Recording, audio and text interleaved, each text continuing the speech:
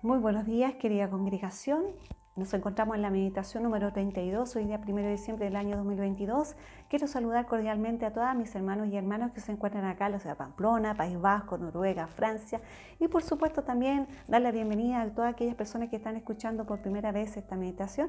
Sean muy bienvenidos y bienvenidas. El tema de hoy nos habla de que el pueblo decide quitar los ídolos y restaurar la comunión con Dios. La palabra la encontramos en 1 Samuel, el capítulo 7, versículos del 1 al 6. Sin embargo, yo solamente voy a dar lectura al versículo 3, que resume mejor la meditación.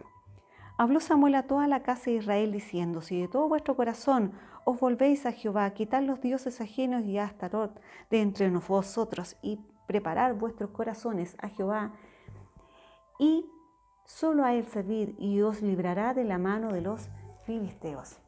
Amén. Primeramente le quiero dar las muchas gracias a mi Señor porque me concede la vida y la gran oportunidad de poder llegar a vuestros hogares a través de esta meditación, que espero de todo corazón sea de gran utilidad y provecho espiritual para quien la pueda estar viendo. Lo primero que tenemos que decir es que estamos frente a un pueblo que había sido escogido por Dios. Pero lamentablemente este pueblo, que era el pueblo de Israel, no tuvo esto de dejar a Dios en primer lugar. Es decir, lamentablemente el pueblo de Israel se transformó en un pueblo infiel. No se apropió realmente de su Dios.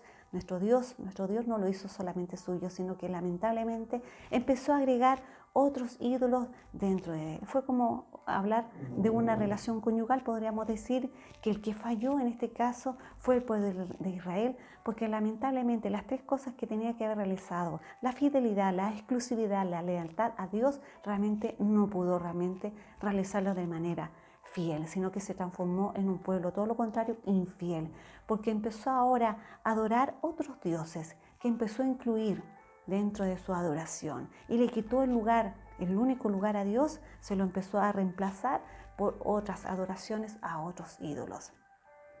Lamentablemente esos 20 años en que no estuvo el arca, que era el símbolo de la presencia de Dios, en esos 20 años, en vez de acercarse a Dios, ¿qué hicieron ellos? Ellos empezaron ahora a agregar estos ídolos. Y para que pudiera ser restaurado Dios, como les ama tanto, envió a Samuel para que les hablara y les dijera que tenían que volverse a Dios, dejar los ídolos, para que sí pudieran ser liberados de la mano de los filisteos. En este proceso de idolatría del que estamos hablando, no es que alguien vaya a ser idólatra de la noche a la mañana, es un proceso lento. Israel poco a poco fue transformándose en un pueblo idólatra. ¿Por qué? Por ejemplo, empezaron a casarse hombres o mujeres, por ejemplo, con personas con otras ideologías, con otras ideas, con otras creencias. Una palabra del Señor muy clara cuando nos dice: no unáis en yugo desigual. Y lamentablemente eso fue una de las cosas que empezó a hacer Israel. Y el problema de la idolatría, ¿cuál es?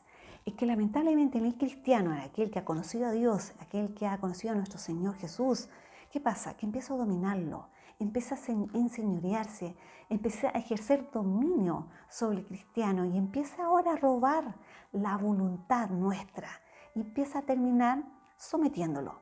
Y eso es lo que sucede. El cristiano no se da cuenta cuando empieza a ser sometido a este ídolo o a estos ídolos. La palabra del Señor nos dice: no podéis servir a dos señores. Y el cristiano que lamentablemente ha entrado en idolatría, lamentablemente, lentamente no se ha dado cuenta. Y no se da cuenta.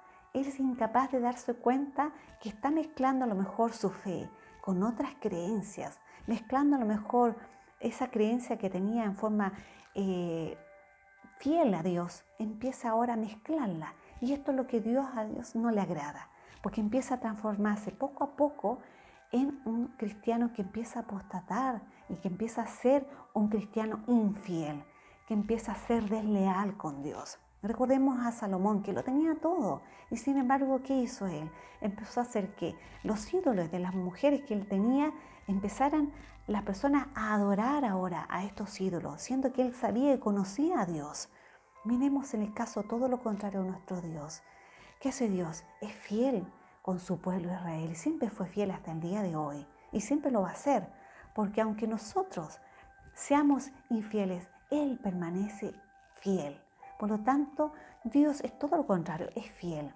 Pero en cambio Israel se empezó a apropiar, a hacer propio esos ídolos Y ahí fue cuando empezó a caer en esta apostasía, empezó a apostatar.